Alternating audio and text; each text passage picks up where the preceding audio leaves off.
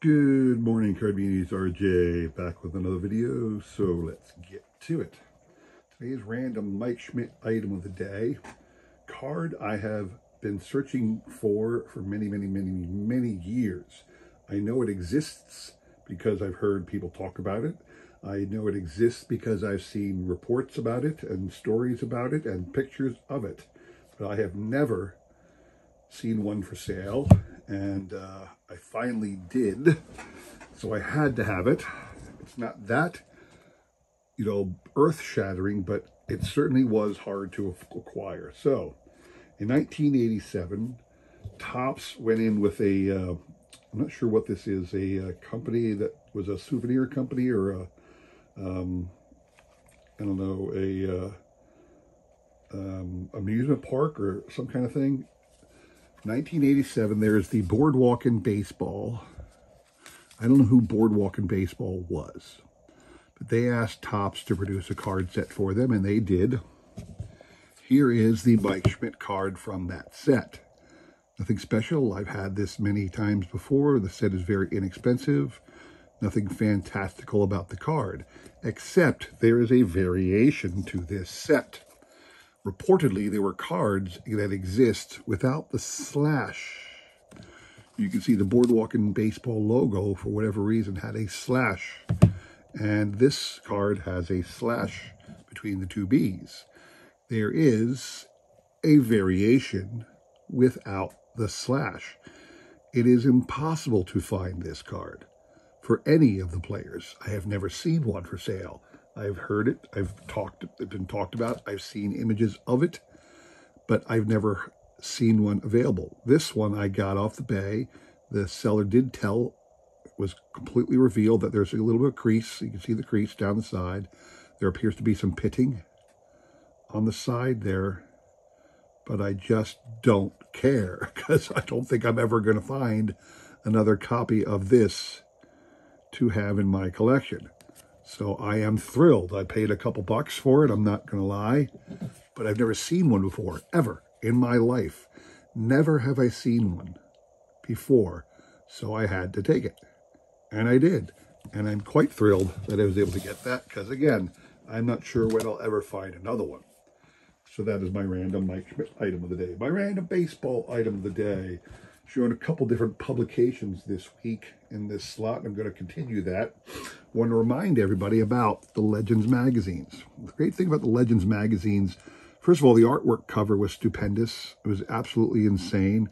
The artwork cover, the magazines themselves became collector's items. This one's not a great copy, but inside they had cards, and the cards were fantastic.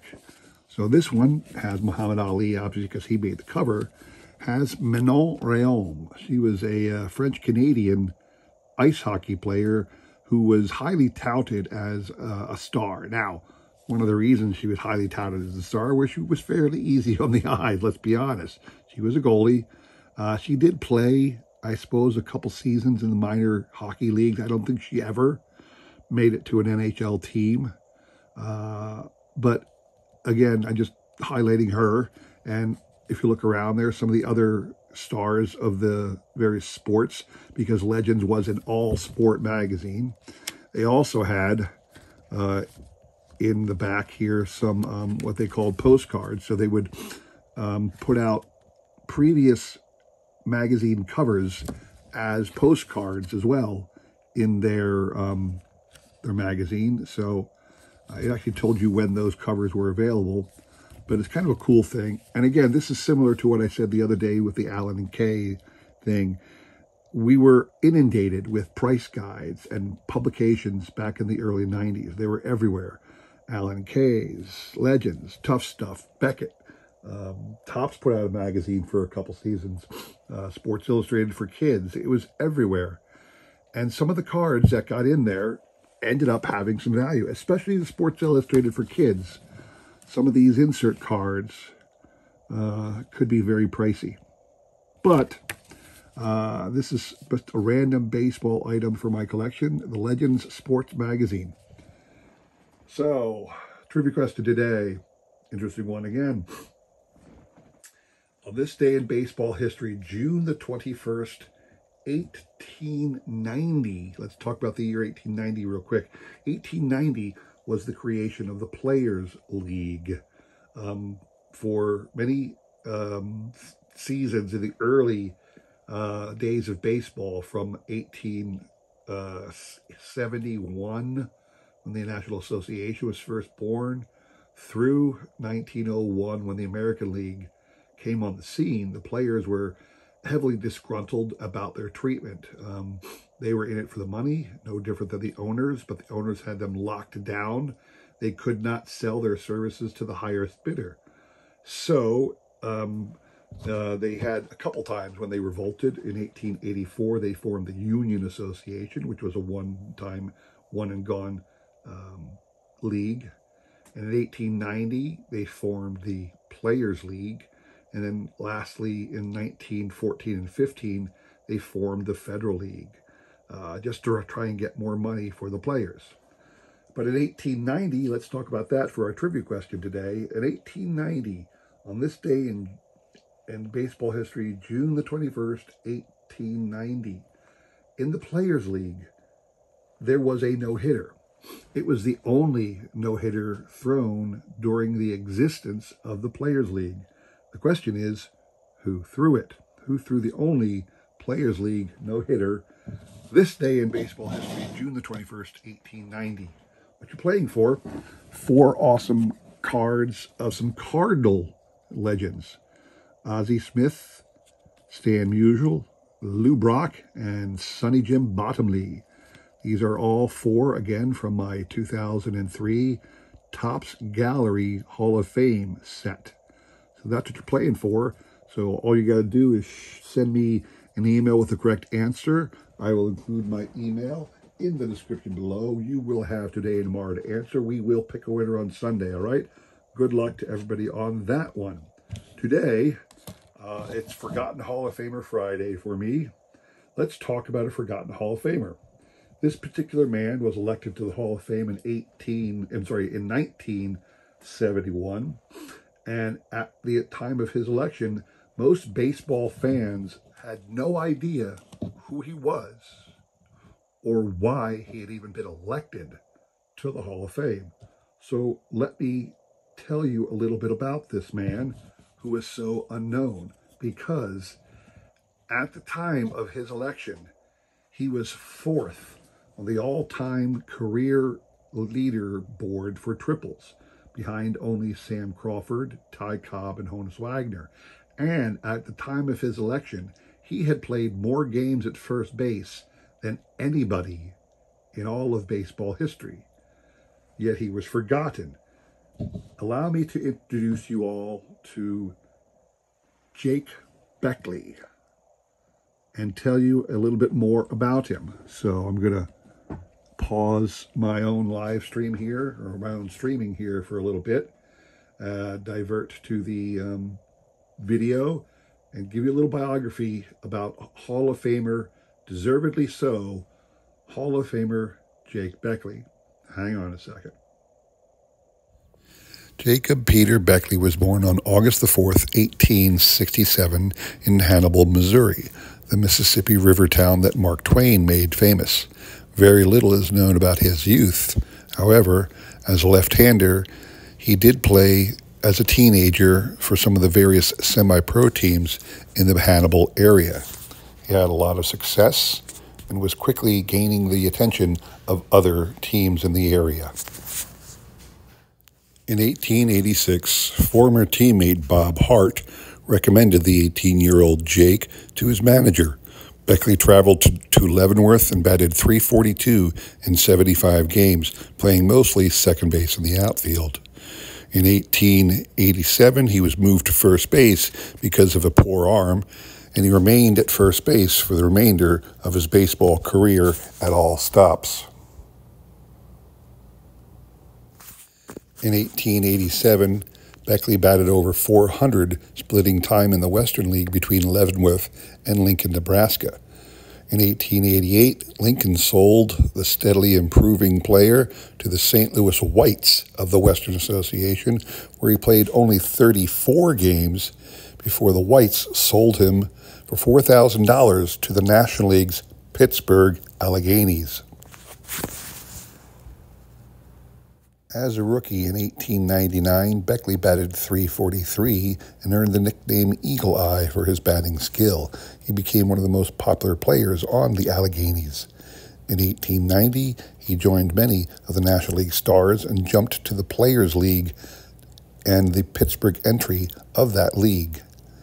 Returning again in 1891, he continued a long career in the Pittsburgh team. Returning to the Pirates, Beckley continued his average of .300 from 1893 through 1895, but began slumping in 1896. The Pirates quickly dealt him to the Giants, and he continued to slump, so they dealt him to the Cincinnati Reds in 1897, where he remained for a few years with that franchise.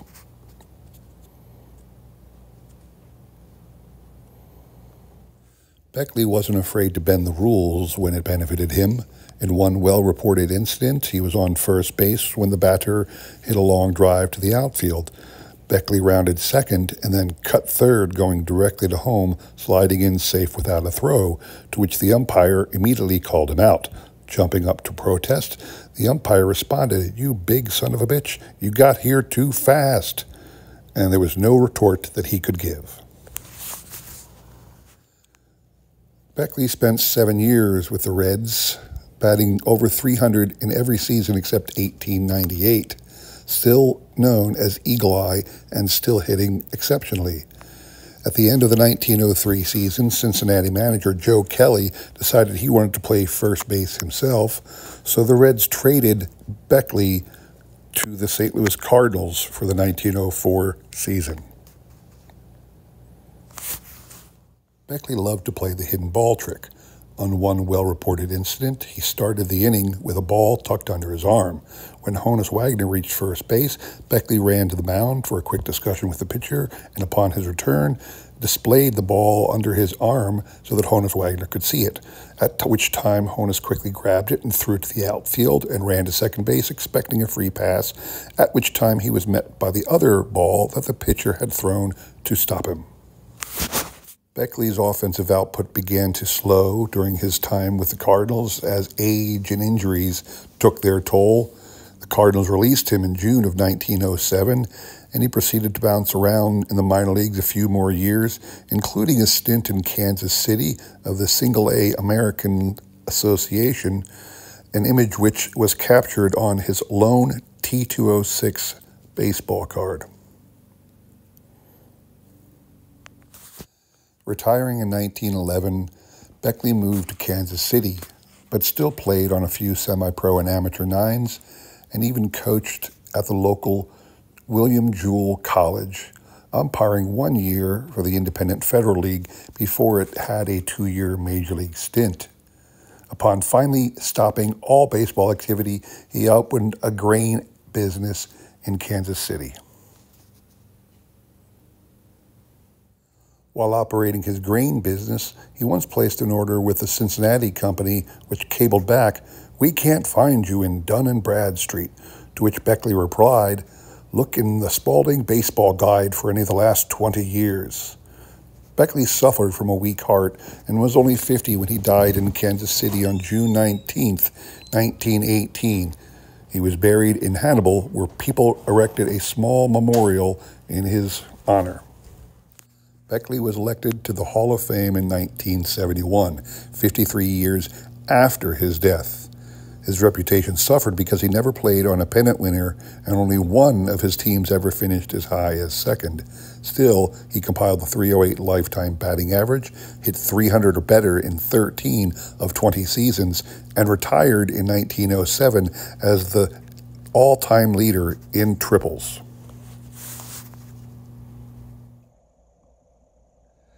I hope you enjoyed that little biography of Jake Beckley. I hope it gave you a little bit more of an appreciation about how great a player he really was. When you look up his stats, one more thing that might pique your interest, because we look at career stats, most of us. He is just 62 hits shy from 3,000 career hits. He probably would have been the second player after Cap Anson to be recognized as achieving that total had he played a few more years in the modern seasons where there was a 154 game schedule, as opposed to some of the earlier years where schedules were sometimes not adhered to. So anyway, some of the cards he has were shown in that video. I did show an old Judge. If you didn't notice, that old Judge card was actually from his time in a minor league. That was when he was with the St. Louis Whites, that old Judge card. So here's a couple cards that I have. More recent cards. This was, I believe, from 1997. It was the Phil Rizzuto's The National Pastime, 1995 actually. Kind of a forgotten, worthless set. Nobody cares too much about this particular set. This is the Jake Beckley card out of that one. Another forgotten set. Not many people like this one, frankly, because it's very ugly. But it's the SSPC Baseball Immortals set, released over a few years from 1980 through 1987. They would simply put out cards sequentially numbered by the year, as many cards as they would fit in order, starting number being 1936 when they first elected players to the Hall of Fame. Jake was elected in 1971, therefore his card number is 120. And it's a terrible drawing of Jake Beckley. I mean, it's just awful. But this is what they chose to put as his image here, kind of like a little color pencil drawing rather than any of the, there's several images of him available that they could have taken from, but that's what they chose to go with. Another card I have, this is a reprint card. This is from 1905 Fan Craze game. This is simply a reprint of that. Jake Beckley of St. Louis. Red background for the National League. Blue background would have been for your American League teams. And then lastly, I did mention this in the video. He has a T206 card. And this is a card that not many people, if you're not a diehard collector, you don't think about this. This guy played most of his career in the 1800s. Yet here he is on a T206 card as a Hall of Famer, but it's from Kansas City, which everybody knows was a minor league city at that time. Therefore, a lot of novice collectors will see KC on the front of this jersey and not think anything of it, because Jake Beckley, well, first of all, it's a minor league team, and secondly, they don't know who the heck Jake Beckley is. So this is a fairly inexpensive major league T206 card of a Hall of Famer. I should say major league. It's a T206 card of a Hall of Famer that people have forgotten. Today's forgotten Hall of Famer, Jake Beckley. So there you have it. I hope you enjoyed that little look-see into the life and biography of Jake Beckley. I hope you enjoyed my presentation and everything I've been doing. If you do, please consider liking, subscribing, commenting, and all that jazz. I do appreciate your support as I try my best to support everybody else in this great card community, all right? Thanks for watching. Come back on Sunday for the trivia recap. And until then, I will see you later. Take care.